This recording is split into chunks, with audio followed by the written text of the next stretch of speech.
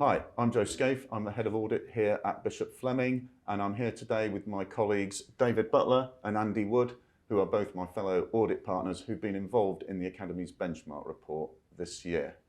We've had a good look at the report altogether, and there's an obvious question to start with, which what are the key impacts of COVID this year on the report? I mean, COVID's had an impact for the last 2 years, and certainly what we saw 2 years ago is exactly the same this year. I mean, we said at the start of the report, there's a sort of sense of deja vu, and that is really the case. So there's been loads of disruption. So lots of the plans that Trust had, they just haven't been able to carry them out.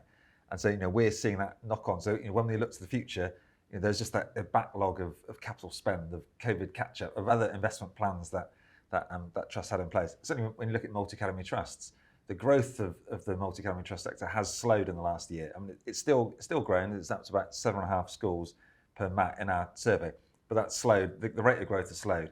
But certainly as we come out of COVID, we're expecting that to increase again. Whether it does and when that happens, it's difficult to tell. But certainly, trusts that we talk to have got loads of plans they want to enact. It's just been difficult for them to carry them out. I think talking to schools, there's a massive educational issue as well. Yeah. And I think all the heads that I talk to and all the executive team are really concerned about the educational performance, particularly of younger kids. And I think that's going to sort of roll through into the finances. They need to uplift the educational performance in certain areas, and that's going to cost them some money. And whilst I think they're in a relatively strong financial position that the report shows, in reality, I think some of those funds are going to need to be earmarked for the future. Yeah, I agree. I mean, certainly, the government have invested an awful lot in COVID catch-up and other sort of COVID grants. But talking to some of my clients, they think that's not enough money, and they feel they want to spend more to try and catch their pupils up because they feel some of them are so far behind where they should be at this stage. So, on the educational side, there's an awful lot of need to invest, and one of the things we've spoken about in the report is so many trusts are trying to do the same thing. So it's how they find the right sort of people to help them. That's a massive issue currently, and something else you touched on about trusts that have got capital funding really not being able to spend it either because COVID's delayed, but the inflationary pressures on the construction industry at the moment is really going to push up some of the costs of those projects as well.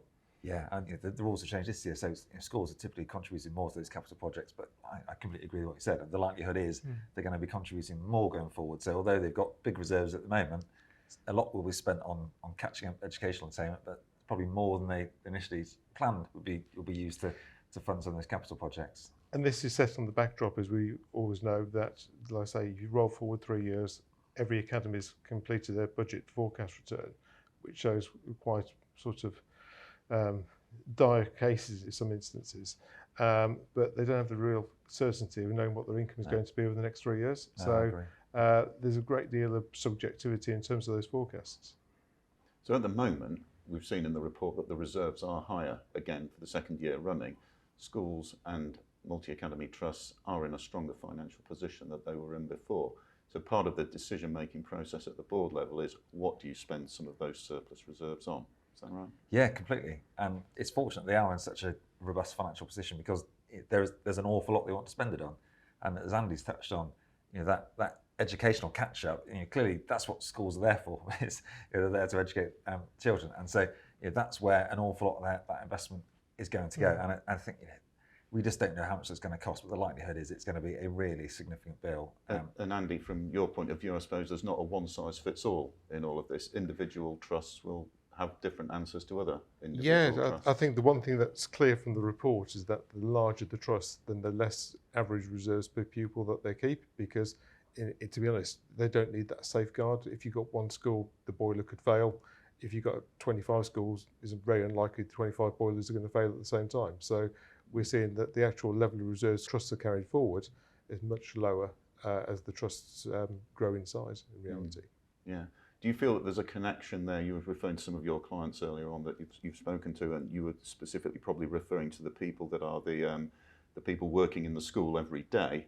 Do you feel that there's a good connection there between them and the trusts, the trust boards? Are the trust boards aware of what you were describing earlier? Certainly, many of the meetings we take place in, and they've got representatives from the management team and the chair trustees in, and they, to be fair, most seem very joined up in terms of their thinking and agree that the issues that we're talking about are there. So I think that going forwards, it is going to be a real challenge for MATs in the next few years in terms of identifying where they prioritise their spend. I mean, it's one of the things I've seen on my client base is actually, I think something like COVID has actually brought the school management and the trustees more closely together. They've had more contact over this period, although we've been more isolated. And there's another interesting part as well, that talking to SATs, the single academies, there's many of those that have struggled through COVID and seen that their neighbouring multi-academies deal with it far better. So is there going to be a trend in the future where more single academies convert to multi-academy because they've recognised the strength in the management teams that really help them through these types of times? That's an interesting thought for the future. Too big a topic to cover today, I think, Andy. But I think that's great. Just to have a bit of a reflection. Anything else, David? Well, the only thing I was going to mention is, so what we are seeing is that lots of trusts are now thinking a bit beyond COVID. So their future plans aren't just focused on how they catch up. They've got investment plans. So it's whether they want to invest in the estate or they want to grow their multi-academy trust or to reorganise the leadership team. They are starting to think about other risks. And one of the key risks coming out at the moment has been, there's been an awful lot of talk about net zero and how as an economy we get there. And certainly the Department of Education seems to be banging that drum and are keen for schools to lead the way.